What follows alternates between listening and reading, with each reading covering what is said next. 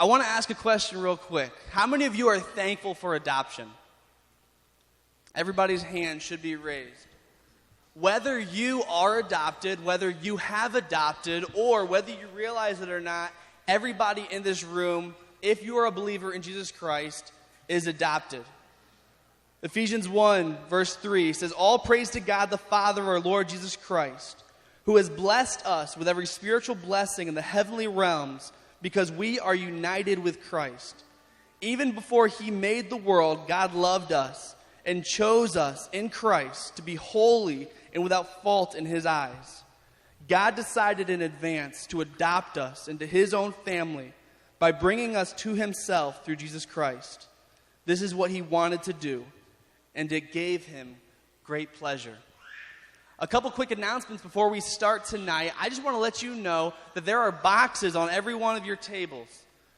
They are white boxes, as it is fitting for tonight. And in those white boxes, you're going to place a love offering if you are led to do so. That love offering will be matched up to $2,500 by an anonymous donor here at West Pines. That anonymous donor believes in what's taking place tonight. The anonymous donor believes that the Rhodes family are an incredibly caring family and would make incredible parents. And I believe that. And I hope you give because you believe that. So I just want to let you know, up to $2,500, it will be matched. Also, there are cards on your table that if you know people that are not here with you right now and you think that they might like to give, go ahead and take those cards on your table and you can follow them on their journey via their website. And there is a place to give on that website as well. For those that bid on the auction items, we will let you know at the end of the concert who won. And depending on what we want to do, give 5 minutes of extra bidding just to ramp it up a little, keep things interesting. All right, and there's more gift cards available. All right, so without further ado. All right. Hey, guys. How you doing? Thanks for coming. Jordan made us sound way cooler and better than we really are, but he's good at doing that. So we're going to kind of share our story with you, and we're going to play some songs throughout. Some of them you're going to know, and some of them you're not, and that's okay with me.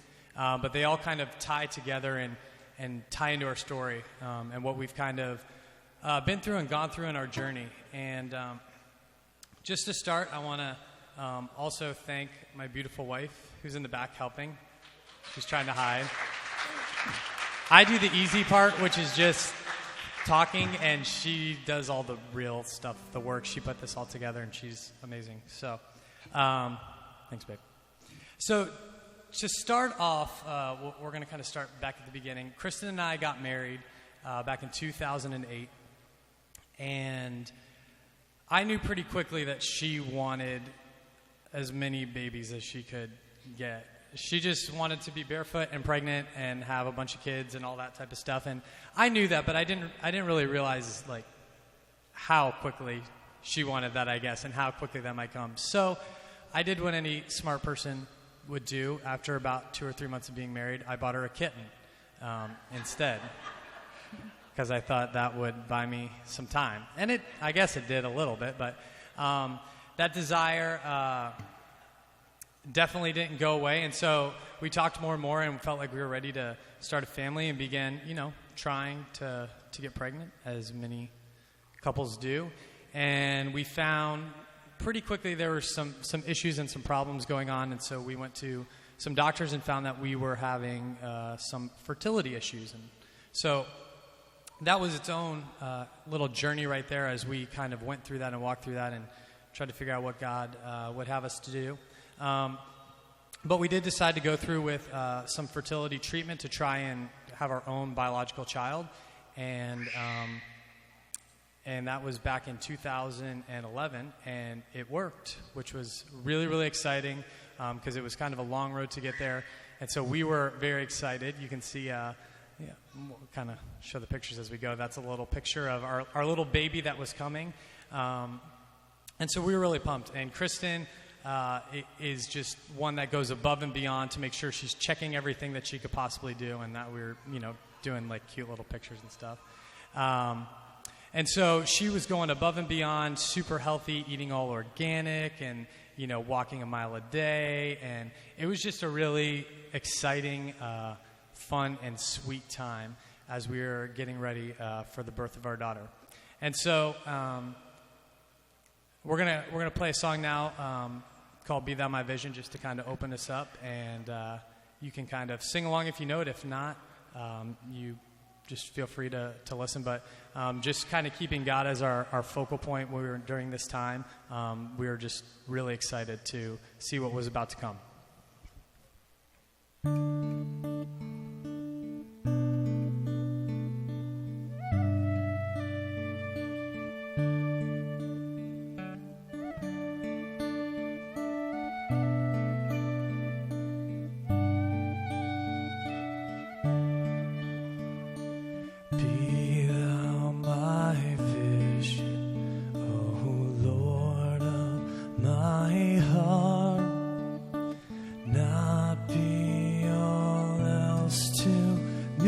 Save that thou art, thou my best thought, by day or by night, waking or sleeping, thy presence, my life.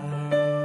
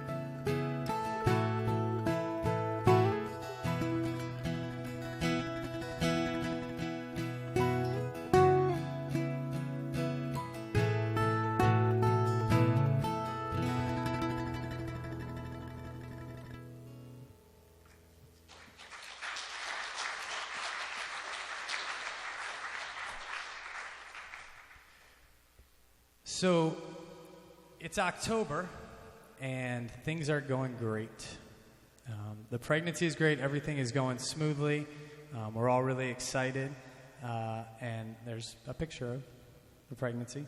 And it was a Friday night on October the 7th, and we went to bed, getting excited because we knew it was coming soon. The due date was October 11th, so we knew we weren't far off. And we went to sleep that night, and we woke up at 5:30 in the morning. Kristen woke me up, and she said, I think it's here. I think it's happening. So I got really excited. I said, well, how do you know? And she said, well, I think my water just broke. And I said, oh my gosh. And I started freaking out. I said, okay, well, let's go. Let's get our stuff together. Let's head out. And so I jumped up and I flipped the light on. And that's when everything changed pretty quickly. We found that it wasn't that her water broke. It was actually blood, and quite a bit of it. It was consuming our bed, and I started freaking out. But I ran in and I grabbed a towel and I wrapped her up in the towel, and I said, "All right, we got to go." And she wasn't feeling right. Was feeling lightheaded, and so I said, let's hop in the car. And so we drove from our house to Bethesda, which is about a 25-minute drive, as fast as we could. And it wasn't looking like that. It was actually cold and stormy. That's a later picture. But we pulled up, and I just parked the car out in the front and left it there, and ran in and told the doctors, and they said, let's get you checked out immediately. Let's get you hooked up. And so they did an ultrasound and a Doppler, and they were struggling to find anything, and then they finally said, okay, we found a heartbeat, but it's very, very faint. And so we knew that was not good. And so they rushed her immediately into an emergency C-section, and I was standing there wondering what is happening. And so I followed them to the room, and then they told me, no, you got to stop here. So I was just standing by these double doors, and it was probably about 10 minutes, but it was the longest time in my life. And I'm just sitting there, and I'm sobbing and crying and praying and trying to just make sense of what is happening. And about 10 minutes later, a doctor came out. And we didn't know what the gender was going to be. So a doctor comes out and says, she's not doing good. That was it. And I'm like, what do you mean she's not doing, are you talking about my wife or my kid or what's going on? And he said, I'm sorry. He said, your wife she's doing all right. She's doing okay. And congratulations, you have a daughter. But she's not doing well. And so we want you to come in to see her in case this, doesn't go well. So that's her. I saw her for the first time, and I just started bawling my eyes out because she was the most, beautiful thing I've ever seen in my entire life. And she looks like her mom, and that's why. I saw her for the first time, and she wasn't conscious or crying or anything, and they were doing chest compressions on her, doing CPR on her while I saw her. And I wanted to go over and take her and hold her, but they said, no, you can just see her now. She's in really critical condition, and so we need to move her, and you need to kind of leave and get out of here. And so I was trying to figure out what was going on, and the doctor was talking to me and said, definitely, as tough as this is right now, be thankful because your wife lost a lot of blood, and we were about to give her a blood transfusion because she was in really bad shape. So just remember, even in the midst of this, be thankful, because if she hadn't woken up, and I believe God woke her up, because she doesn't, if you know her, she doesn't wake up at 5:30 in the morning for anything, and neither do I. But I think God woke her up, and they said, if she hadn't woken up, she probably never would have woke up because she lost so much blood. So it was a crazy morning, and then a nurse came by and said, what's her name? And I said, well, her name's Ava Catherine. And so this is the morning of a couple hours later when we were able to finally go in and see her, and they had her kind of all hooked up.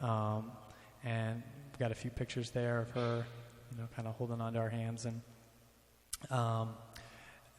the next thing about the journey that was just incredible was the nurses at Bethesda were amazing. Just awesome, godly women, and they came in. We probably had like 15, and they all came around us and hugged us and prayed with us, and just, told us to just hang on and trust God that he was going to work in the midst of the situation.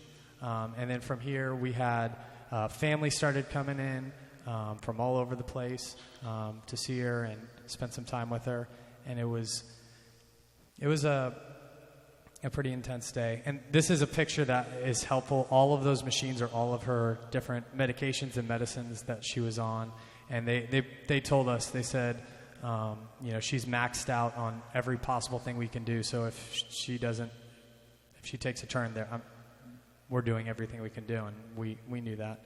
But the doctor came to us and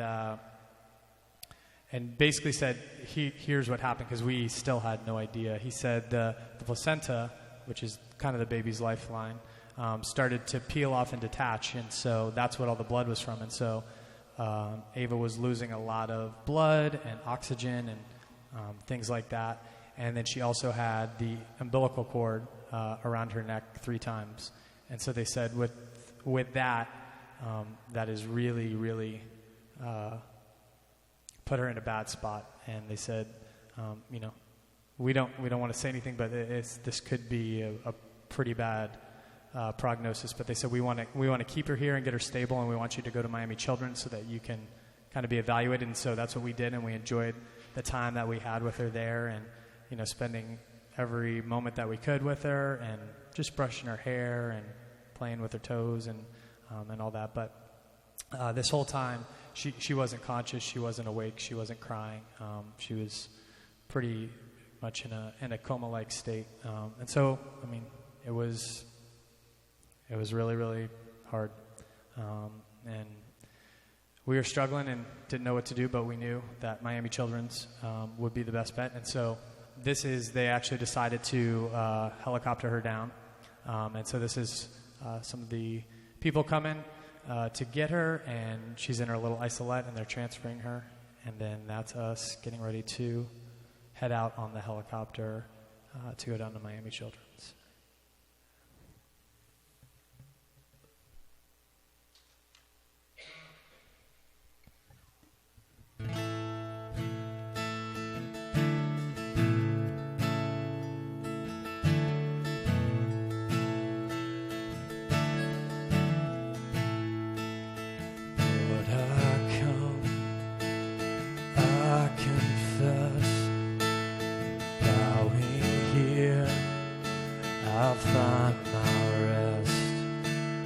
Without you, I fall apart.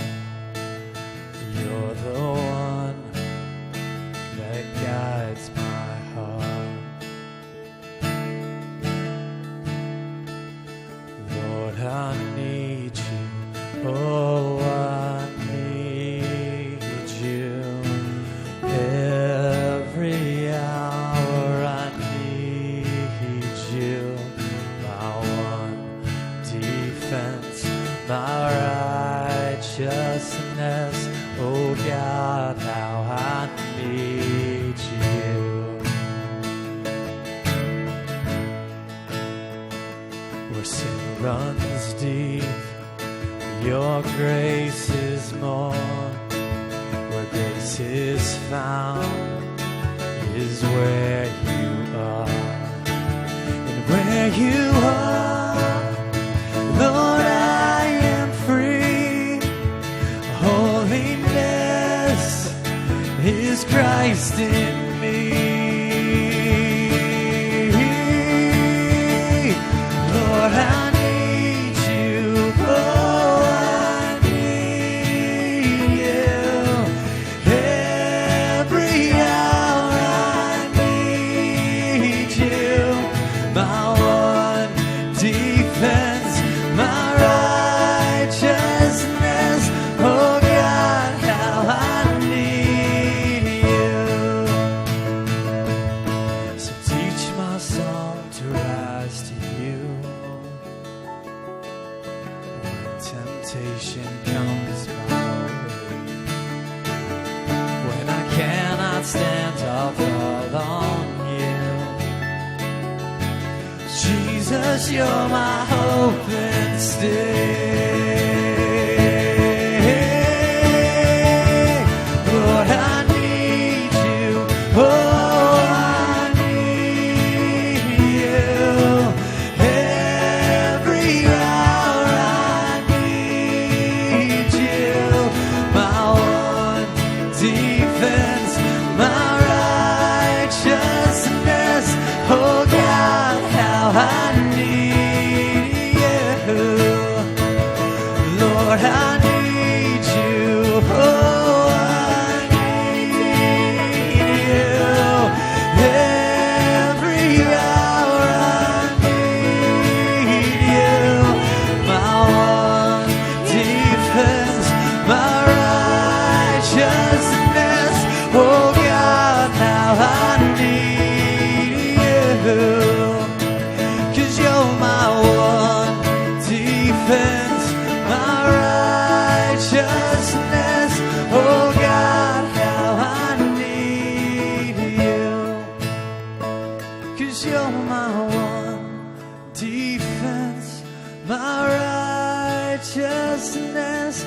Oh God, how I need you. 'Cause Lord, I need you. Oh, I need you. Every hour I need you. My one defense, my righteousness. Oh God, how I need you.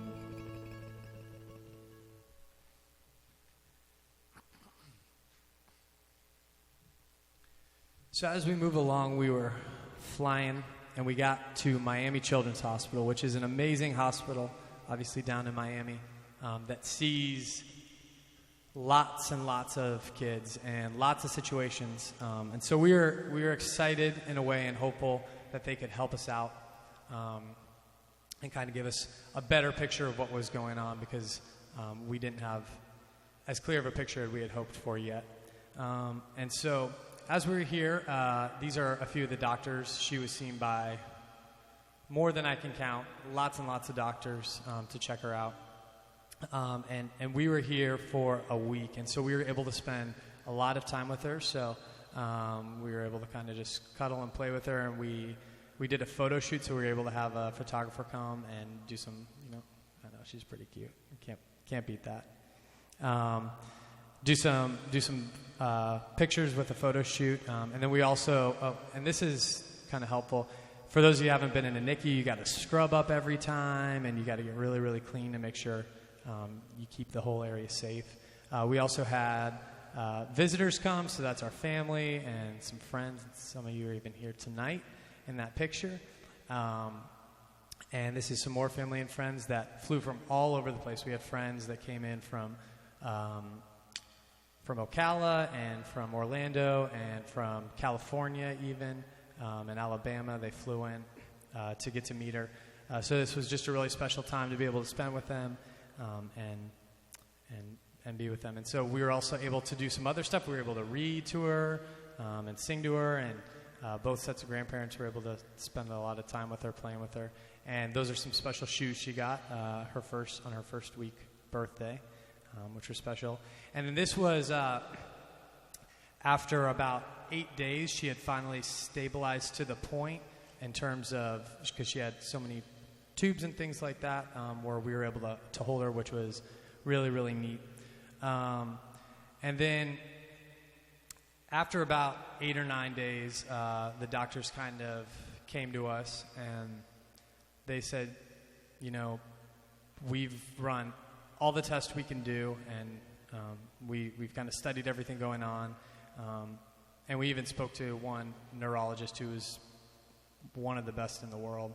And they said, what she went through in that birth and suffered through was extremely intense. And they said, to be honest with you, we're Miami Children's, and we don't see the severity of this kind of situation that often. This is really, really bad. There is no brain activity on any of our brain scans. There's just really, nothing there. And so this was probably the worst and hardest time of my life, and I'm 26 years old. And we started having this conversation about, what do we do? And we had been praying for a miracle, and that she would wake up and that she would be okay, or at least that she would open her eyes, but she was just not doing that. She was unresponsive. And so we talked to the doctors and family and friends and said, it might be time to make some difficult decisions. And so we met with a whole committee and about taking her off life support, and everyone in a 30-person committee unanimously voted that would be a good thing for her. And we knew where she was going. We knew she was going to be with Jesus, and that she would be whole, and she would have all those things that she couldn't have here. And so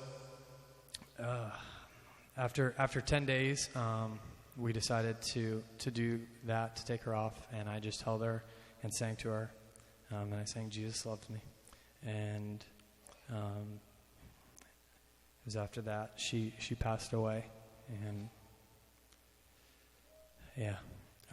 we didn't know what to do. We were just very, very, very lost and looking for answers.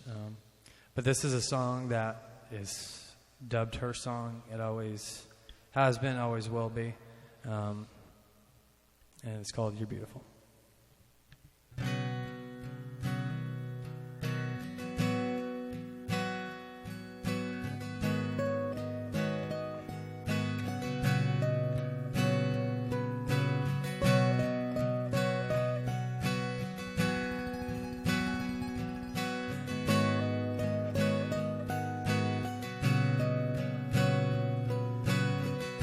I see your face in every sunrise.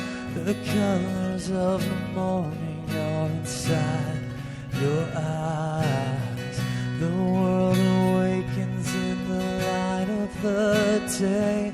I look up to the sky and say, you're beautiful.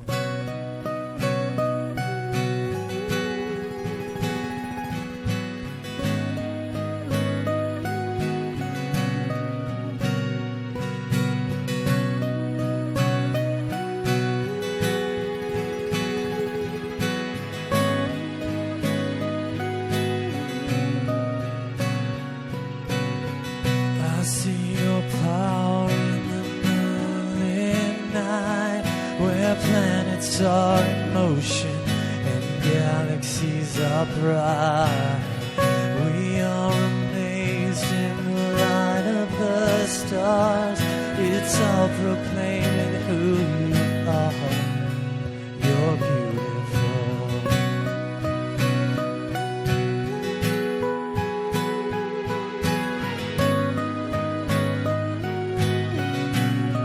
You're beautiful.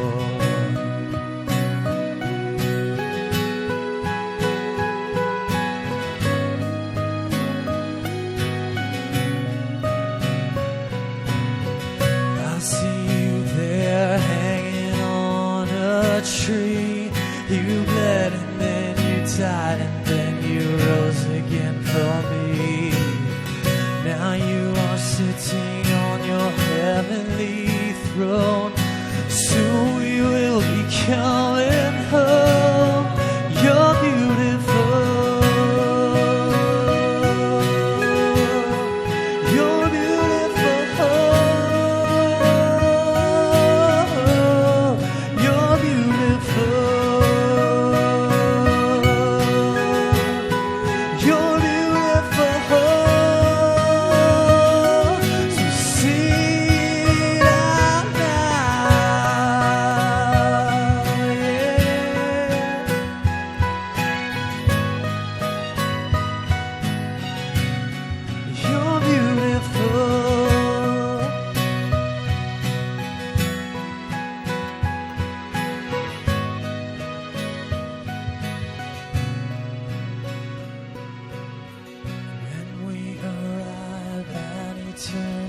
empty shores where death is just a memory and tears are no more.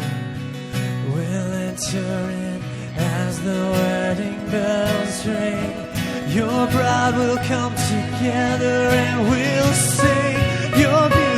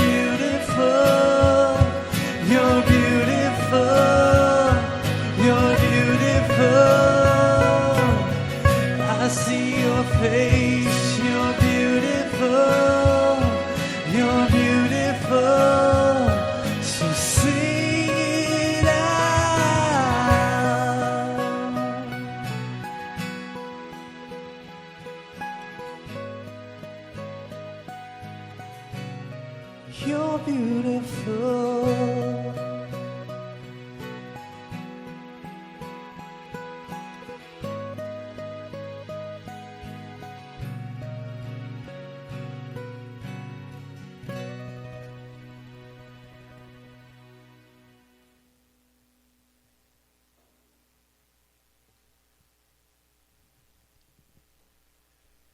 So we left the hospital empty-handed, very confused and upset and angry. And we got home to a nursery and a bunch of toys and a little Planters peanut costume for Halloween that was only a couple weeks off. And we just didn't get it. We didn't know what was going on. I was pretty angry about the whole thing. And we decided that we were just going to survive the holidays, get through those, and then once we finished that, we'd kind of regroup and see what we want to do. So kind of as we were going through this, if we want to flip the slide, we got a mural over there. We did that in our house. We always called Ava our little bird because Ava means bird, and we kind of have a connection with Blue Jays and her, so it's kind of a cool thing. But this was in our house. This was a mural we did to kind of remember her and think about her, and then we also did this thing at Christmas as well, which was really neat, called the Ava Stocking Project, and this was, we asked people to send a letter and to do something kind or loving to someone around them, kind of in memory of her and, just to think of her during Christmas. And it was great. We had probably 110, 120 people that sent us letters and that did stuff, all sorts of amazing, crazy, cool stuff. And it was great. It was really good, but it still didn't detract from the pain of what we were feeling. And I remember just being in my room one night and just thinking about it and just being very angry with God and, just thinking, I know bad stuff happens and I know bad stuff happens to a lot of people, but I work at a church. I'm trying to serve you here, and, this is a life. This is my daughter, and I feel like I don't ask you for much, for crying out loud. Could you at least have come through on this one? And I just was angry, and I was just feeling if you can't see me through this, then, I don't know. I don't know about all this. And I remember very clearly hearing an answer, which I've only really heard once. And God pretty much just said to me, I know that you're angry and upset, and I understand that, but just trust me. And I said, all right, I'll try. I'll do that. So this next song kind of speaks to the feeling of where we were. It's called Wasteland and what we were going through, but hanging on to that hope that God gave us.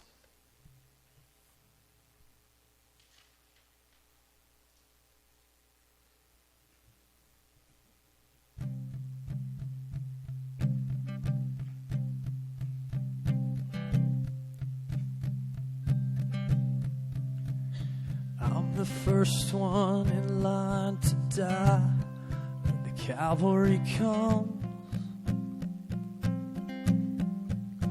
Yeah, it feels like the great divide has already come.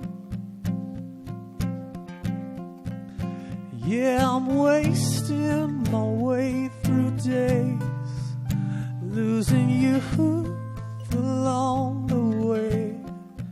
Oh, if God is on my side, oh, if God is on my side, oh, if God is on my side, then who could be against me? There was a greatness I had for a while, but somehow it changed. Some kind of blindness I used to protect from all my stains. Yeah, I wish this was vertigo. It just feels like we're falling slow. Oh, if God is on my side, then who could be against me?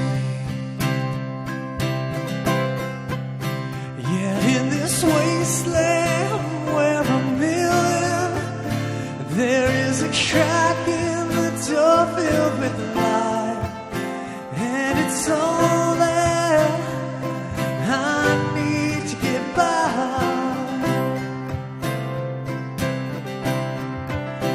And in this wasteland where I'm living, there is a crack in the door filled with light, and it's all that I need to shine.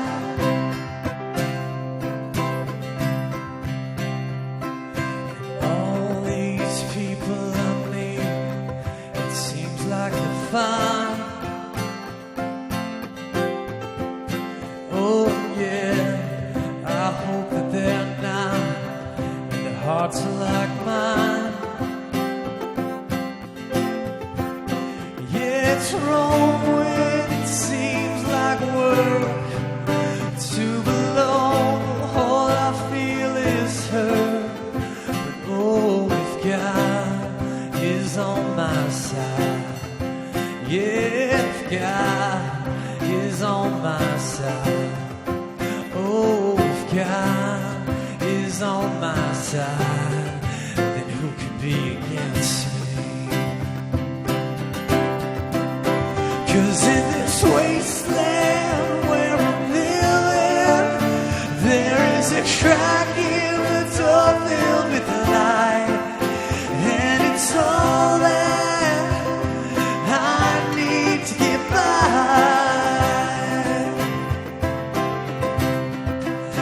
'Cause in this wasteland where I'm living, there is a crack in the door filled with light, and it's all that I need to shine.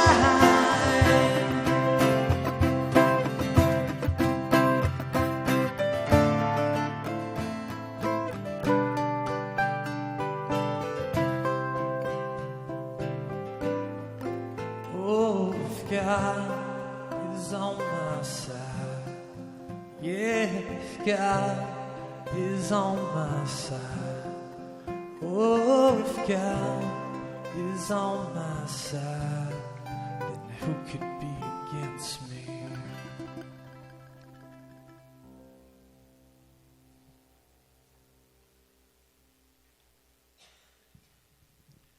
So we finished the holidays, and January rolled around, and we decided to talk about adoption.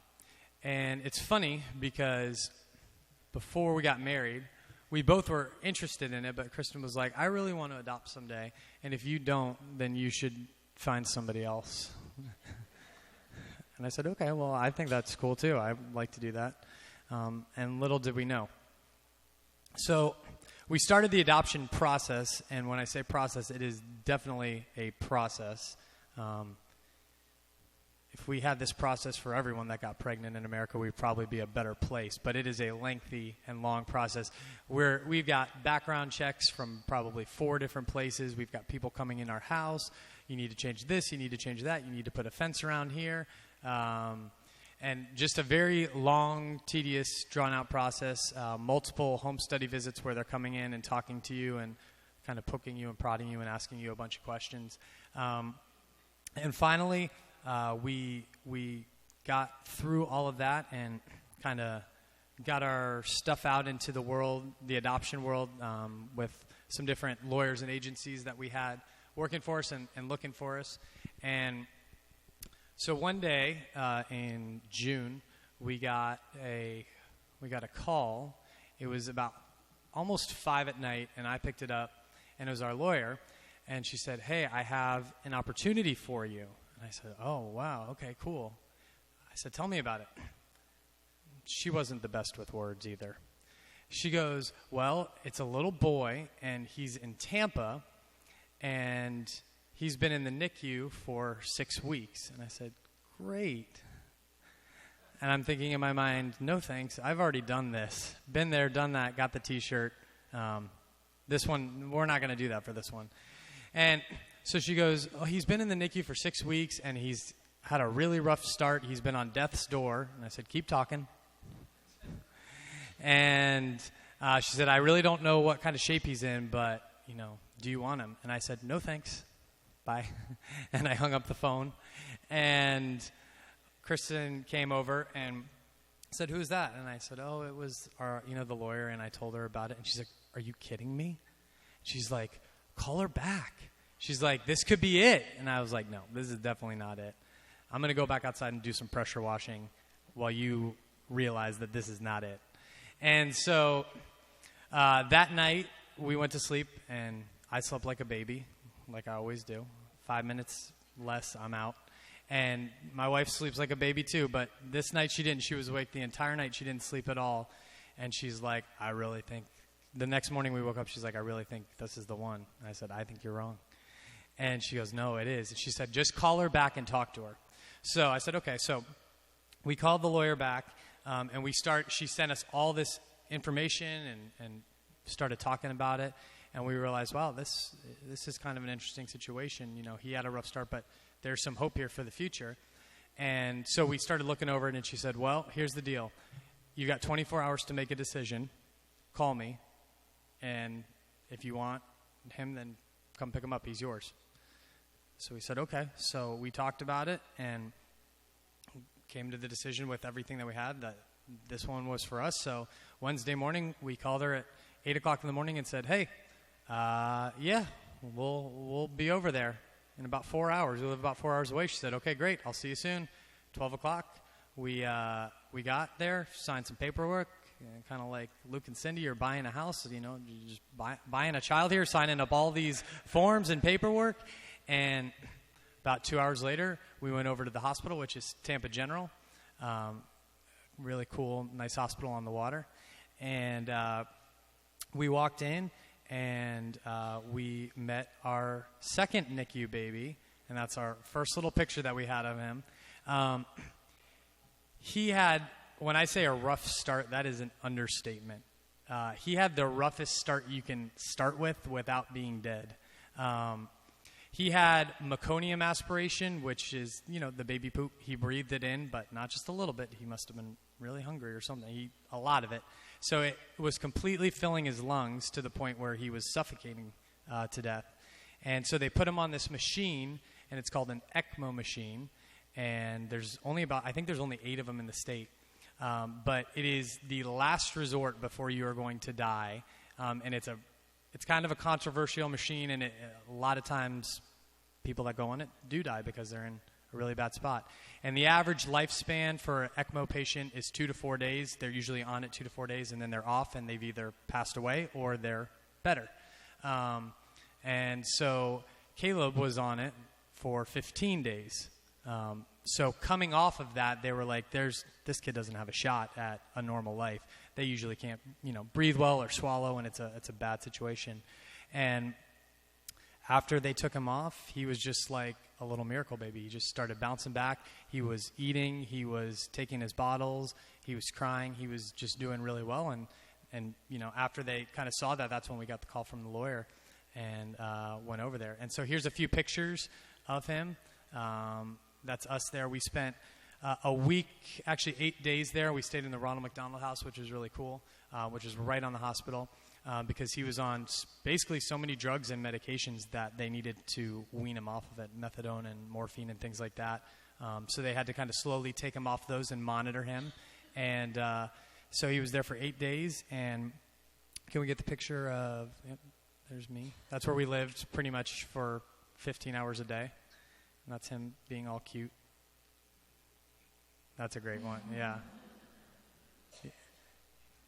And he was a stork baby. So basically what that means, for those that don't know, his mother came in and gave birth to him, and the experience was too traumatic, and so she just left him at the hospital.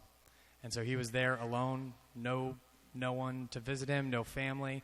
And so this was a really sweet old lady named Sylvia who would come every day or almost every day and visit him and hold him and snuggle him. And all the nurses, that's the next slide, all the nurses were really, really protective of him, and they decided to name him Peter. But we found out later that Caleb was like in contention, but it lost by a little bit. So they were laughing when we said that was his name. And so they were all just so sweet and so excited that we were there, because they were sick of seeing baby boy on his name tag and, not having anyone for him. And so it was just a really, really fun, exciting time, and we were really, really joyful through all of it. And then the next one, this is our lawyer there. We're signing off some paperwork, and this gives us basically the guardianship of him. We're not legally the parents yet, but that allows us to take him home and take him out of the hospital. And then this picture here is really, really cool, and it doesn't seem that cool, but if you gathered, there's no real reason my wife needs to be in a wheelchair, she's not handicapped. But when we left Bethesda,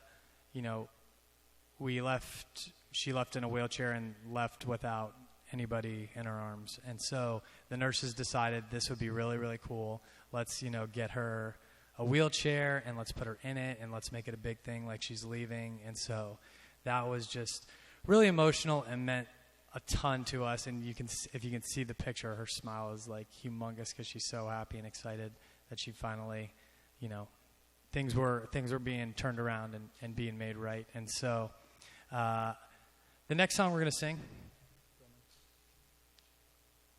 is called, might have to take these out. I got to switch guitars for this one. It's called The Shadow Proves the Sunshine, and I think the title is fitting because sometimes, you have to go through those really difficult times in life, and it's through that you see God working and doing cool stuff.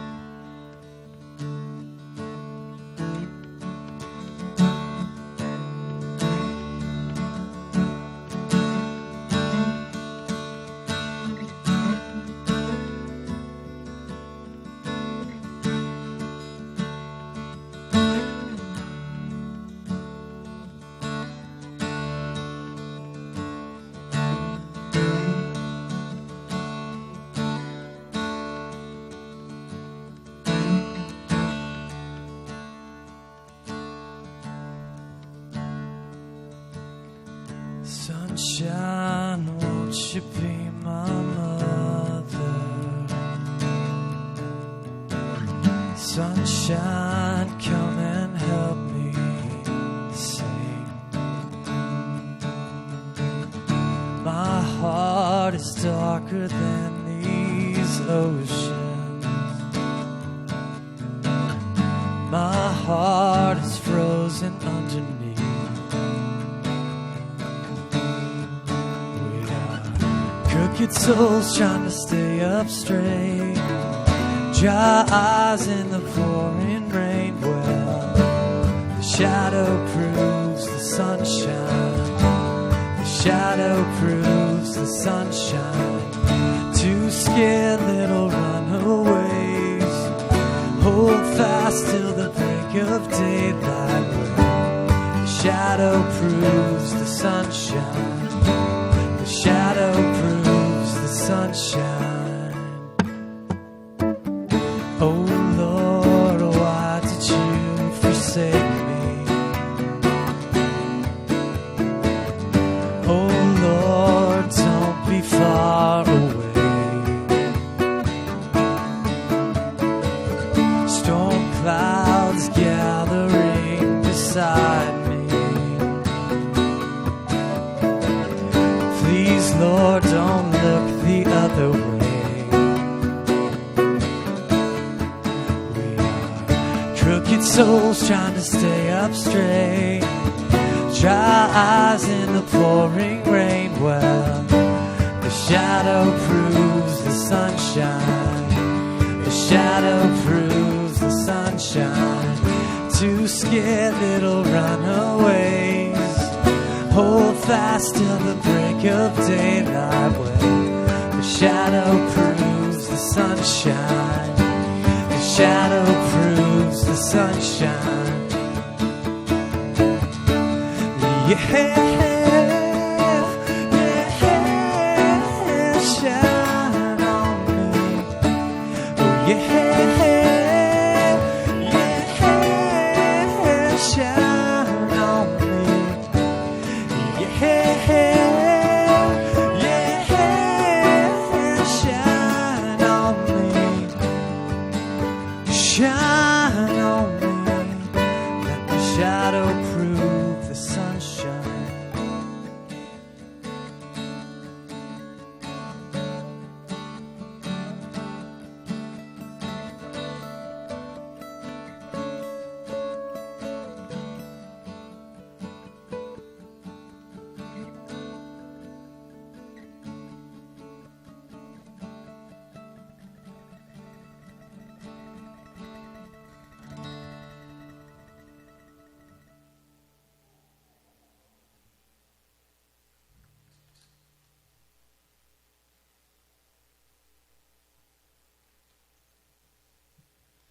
So, we continue the story.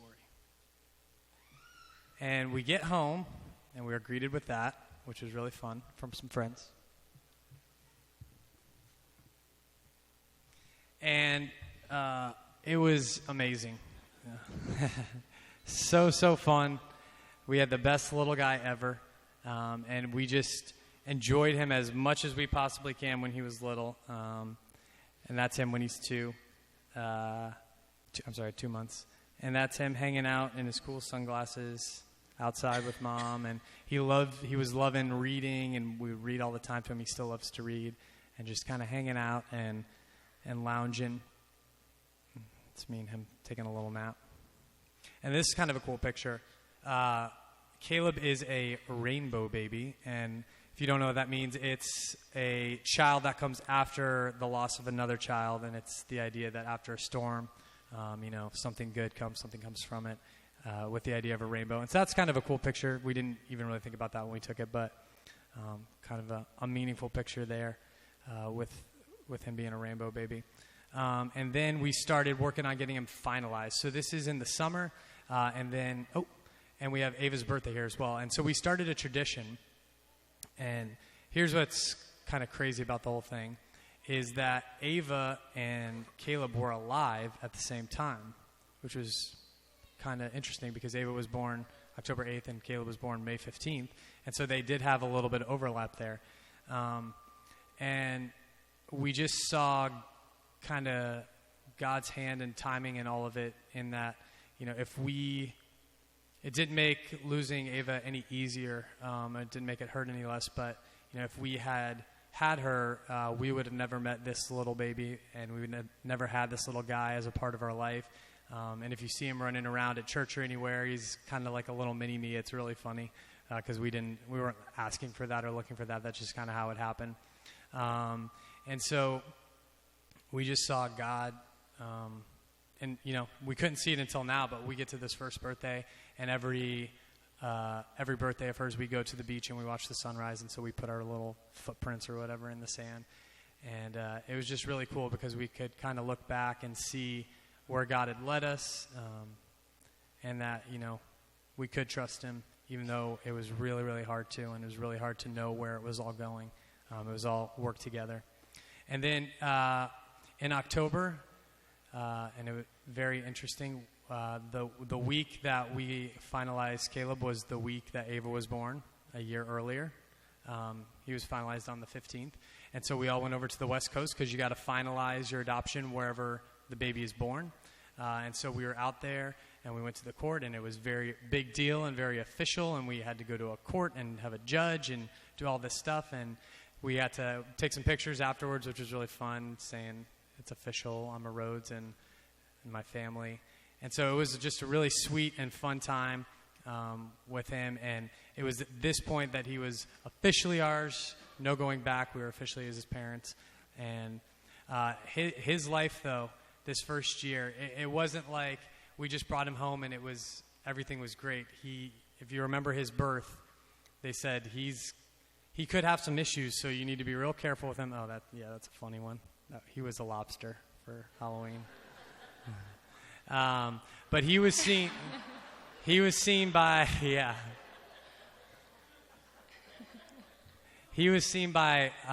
12 different ologists his first year of life on a regular basis, so that kept my wife very busy running around to all of his doctor's appointments.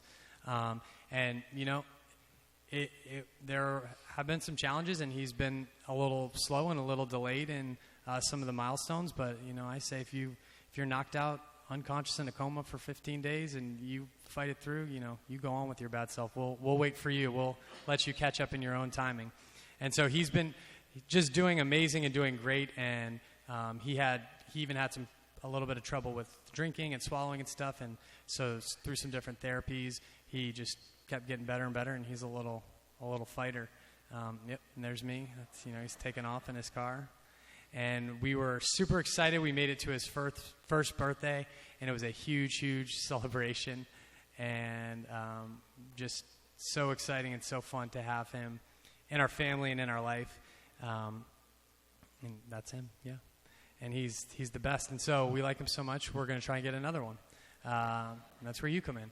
You can help us. Oh, yeah. Okay. Thank you.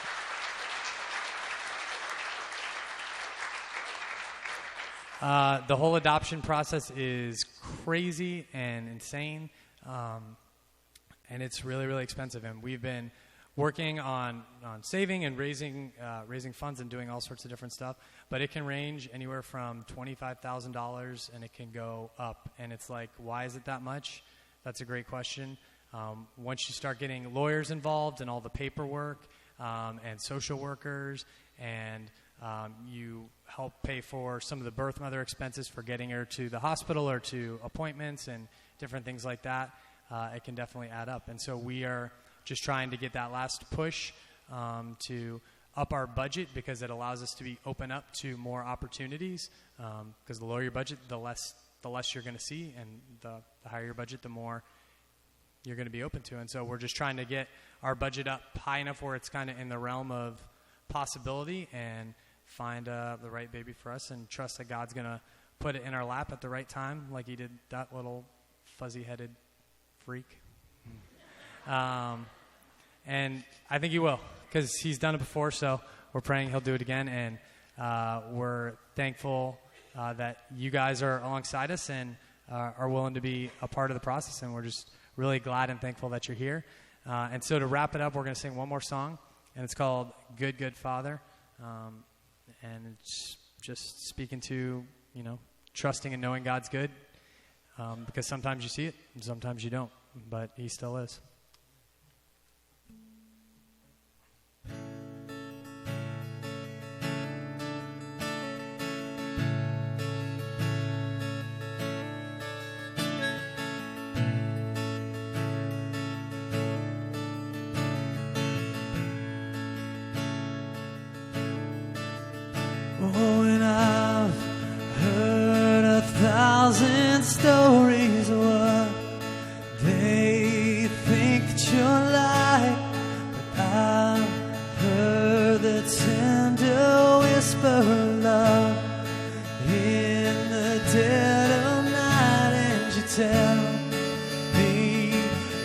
that you're pleased and that I am never alone. You're a good, good Father. It's who you are. It's who you are. It's who you are, and I'm loved by you. It's who I am. It's who I am. It's who I am. Oh, and I've seen many searching for answers far and wide, but I know that we're all searching for answers only you can provide, because you know just what we need before we say a word. You're a good, good Father. It's who you are. It's who you are. It's who you are, and I'm loved by you. It's who I am. It's who I am. It's who I am. 'Cause you are perfect in all of your ways. You are perfect in all of your ways. You are perfect in all of your ways to us. You are perfect in all of your ways. You are perfect in all of your ways. You are perfect in all of your ways to us. Oh, and love so undeniable, I can hardly speak. Peace so unexplainable, I can hardly think as you call me deeper still, as you call me deeper still, as you call me deeper still into love, love, love, love. You're a good, good Father. It's who you are. It's who you are. It's who you are, and I'm loved by you. It's who I am. It's who I am. It's who I am. You're a good, good Father. It's who you are. It's who you are. It's who you are, and I'm loved by you. It's who I am. It's who I am. It's who I am.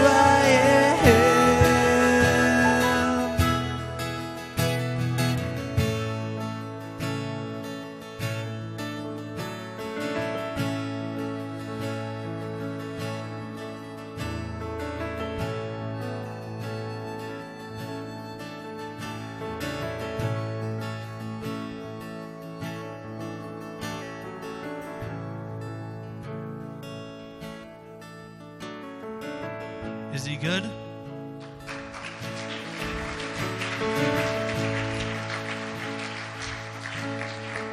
You know what separates us from the rest of the world? In the midst of the deepest, most agonizing pain, somehow we see that he's still good. We trust in his goodness. We trust in his mercies, and we trust in his grace. In spite of all of it, he's still good.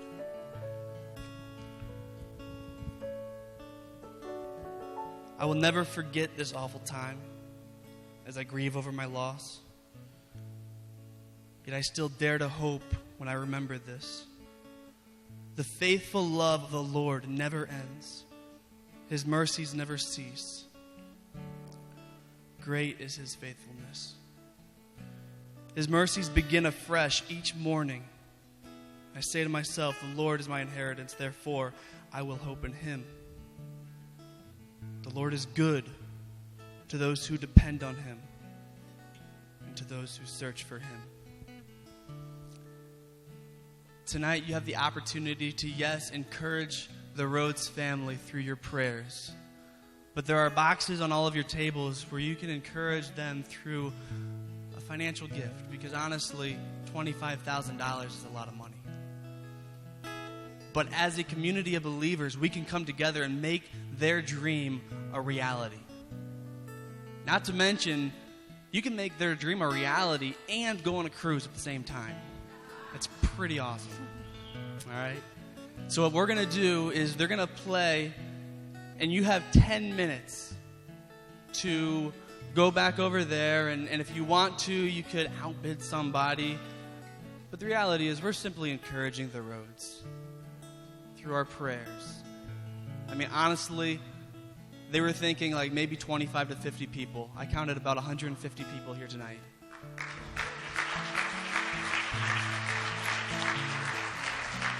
So your presence alone is felt. So I'm going to pray real quick, and they're going to play us out and take advantage of this wall over here. Father, you are so good, and you are so gracious, and you are our Father, and we are your children, adopted heirs to your inheritance. And we thank you and we praise you for that, God. We thank you for the Rhodes. We thank you for Caleb, God. Thank you for his life. Thank you for his sweet smile, God. Father, thank you for the Rhodes. Thank you for their hearts.